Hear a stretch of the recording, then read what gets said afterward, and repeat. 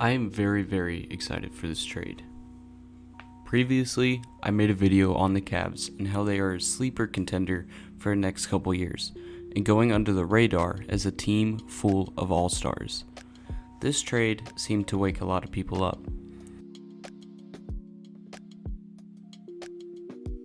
To summarize that video, I basically said that the Cavs are focused on building a team around height, which could very easily see success with Jarrett Allen and Evan Mobley, as well as how Darius Garland adds some shooting to the team. I even mentioned the possibility of them winning a title in the near future. However, it seems nobody seemed to recognize this take or take it very seriously due to the fact that Allen became injured and the Cavs lost the play-in to the Nets, only for the Nets to then get swept by the Celtics. But again, this team is not getting recognition. Until now. Building a team around big men has started to see more success in recent years and has since become more popular, like the Bucks with Giannis, the 76ers with Embiid, and the Nuggets with Jokic. Despite this, the Cavs did have their weakness at the smaller end of the floor. Now this isn't to say Darius Garland is bad, with me and Swiss Seal commending him many times. However, if you had to pick a point of improvement, it would be adding another shooter, which is exactly what the Cleveland Cavaliers did. Just with the teams we mentioned before, the Bucks have Drew Holiday, the 76ers have Tyrese Maxey, and despite him being injured, the Nuggets, Jamal Murray. This trade also benefits Mitchell as he is taking the most field goal attempts in the playoffs right behind Luka, and almost as many touches per game as Trae Young.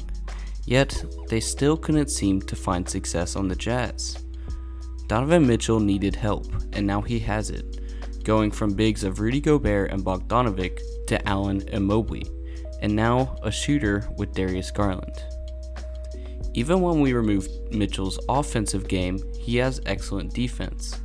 Mitchell is already averaging almost 24 points per game in his career, but on the defensive end, he has 1.5 steals per game as well. In comparison, Darius Garland has 21 points and 1.3 steals, and Allen and Mobley both make up 16 points as well. And of course, being big men and the main focus of my previous Cavs video, the numbers speak for themselves. We've seen many teams win championships solely based on defensive capabilities, just like the Spurs I'm so proud of. And we've mentioned on the channel as well the uptick on the curve in terms of defense in the NBA. If that wasn't enough for you, listen to it from Rusty Buckets himself. The thing about the Cavs is, when they have Isaac Okoro, Evan Mobley, and Jarrett Allen on the floor last year, they were a historically great defense. And as unsexy as it can be, if you can be a number one defense and just a pretty good offense, you can contend for a championship. Most teams, when they're talking about whether or not they can be a contender, the first thing people look at is their offense. But there are teams throughout history who have won championships purely on being a defensive juggernaut, and then their offense is fine. In fact, I believe the Detroit Pistons in 2004 had a below league average offense, but their defensive rating was like 4 points better than league average. You can win a championship with defense being at the forefront, and I think the Cavaliers, especially with a leap from Evan Mobley, can be that good defensively. I can't go too much into defense without repeating myself in the past video.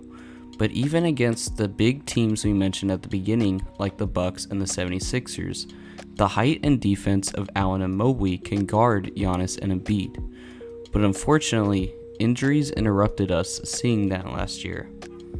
On top of this, Donovan is a young player just like the rest of the roster in Cleveland, with Mitchell being 25, Garland 22, Allen 24, and Mobley 21. This Cavaliers team is going to go far without question, and with their contracts spanning the next couple years, we could see them having a streak for contention in the playoffs, just like the Bucks, the Suns, the Warriors, the Mavs, and so on. Mitchell is the perfect piece for the Cavs that is going to wake a lot of people up to how great this previous dark horse was and now is. On the Jazz side of things, I'll go more into detail in another video, but to put it simply, I think they also won the trade with what they got back. While many people say that they should have taken the Knicks trade, I think that the Jazz are setting themselves up well for the future.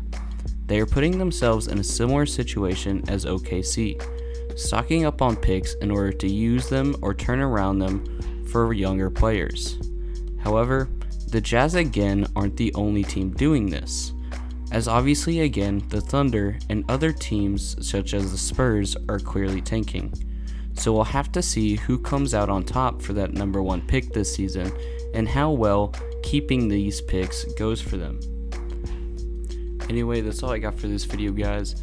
I appreciate you watching, and as always, like, subscribe, share the video, all that cliche YouTuber stuff. Trying to hit 500 by the end of the year, and y'all have been awesome with supporting me on that. The last couple videos have each gotten over 1k views each, and we've gotten almost 50 subs in like the past 2 months, so I really appreciate it. Anyway, with all that said, I'll see y'all in the next one. Peace out. This is not okay. This needs to stop now.